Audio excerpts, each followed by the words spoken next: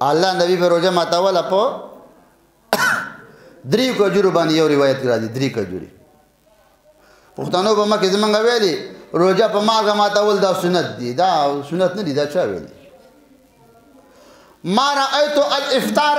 بالملح في حديث ولا اثر کتابونه لیکي روزه په مالګه ماتول دا په سنت کې نشته حدیثو کې نشته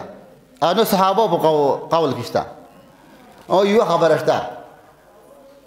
د ډوډۍ نه مخکې مالګه څکل دا مستحب عمل دی روزه ډوډۍ نه وروسته مالګه څکل دا مستحب عمل دی څوک چې پوهېږي کله کله په لوښي کې ورته لږه شان پلیټ کې مالګه راوړي د الله نبي روزه یو روایت کې راځي په 3 کجور ماتوله یا وکان یفطر فی الشتاء بالتمر الله نبی په جمی کې روزه ماتوله په کجوره سره پوړ کې بالماء په اوبو سره دا د نبی سنت دی